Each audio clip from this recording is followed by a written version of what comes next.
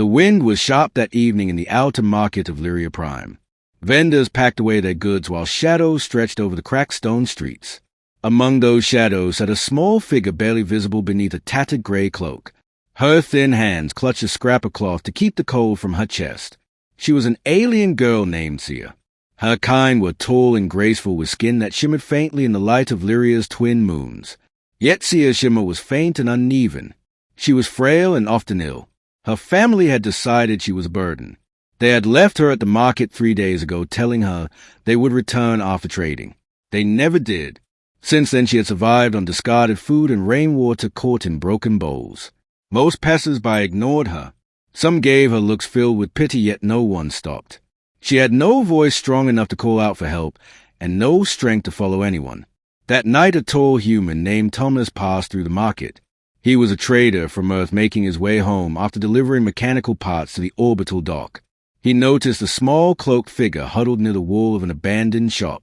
At first he thought she was a beggar or a thief, but when the wind pulled back her hood he saw the shimmer of her skin and the deep tired look in her eyes. Thomas crouched down so he would not tower over her. "Are you alone?" he asked gently. Sia blinked up at him, unsure if she should answer. She had been warned about humans, though she could not remember what was so dangerous about them. Her throat felt dry as she whispered yes. Her voice was so faint that Thomas leaned closer to hear. He saw the hollow cheeks and thin arms, and he knew she had not eaten properly in days. He reached into his bag and pulled out a wrapped bread loaf. He offered it to her without a word. Sia hesitated. In her world nothing was free. Yet her hunger won over her fear. She took the bread and bit into it. The taste made her eyes sting with sudden tears. Thomas sat with her while she ate. He asked no questions at first. When she finished, he offered a small flask of clean water. Slowly she began to tell him what had happened. Her words came in short bursts. Her family had called her weak and useless. They said she slowed them down. She had been left behind like unwanted cargo. Thomas listened without interrupting. He had seen hardship before in the far reaches of space. He had seen what abandonment did to a soul.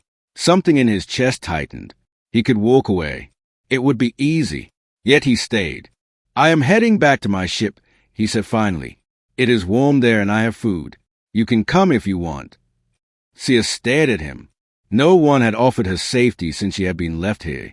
Her instincts told her not to trust so quickly. Yet his voice carried no hidden demand, only quiet certainty. She nodded. Thomas led her through the dim streets to the docking platform. His ship was not large, yet it was clean and well kept. The moment she stepped inside, the warm air wrapped around her like a blanket. She felt her muscles relax for the first time in days. He guided her to a small cabin. "You can rest here," he said. "I will get you something warm to wear." Sia sat on the bed, touching the soft blanket. It felt strange after nights on Coldstone. Thomas returned with a clean shirt and trousers. They were far too big for her, but they were warm. She changed quickly and curled up under the blanket. For the next few days, Thomas let her stay on the ship while he finished his trade route. He gave her meals 3 times a day. He never asked her to work for them. Slowly she began to speak more. She told him about her home city and the long corridors of crystal where her kind lived. She told him about the way they measured worth in strength and beauty. Thomas told her about Earth, about green forests and oceans that stretched beyond sight, about people who valued courage and kindness more than physical strength. She listened with wide eyes. One evening a message came through Thomas's comms. It was from a merchant on Lyria Prime who knew Sia's family. They had heard she was alive and with a human. They wanted her returned. Thomas asked Sia what she wanted. Her hands trembled as she said, "They will only leave me again. Please do not send me back." He looked at her for a long moment.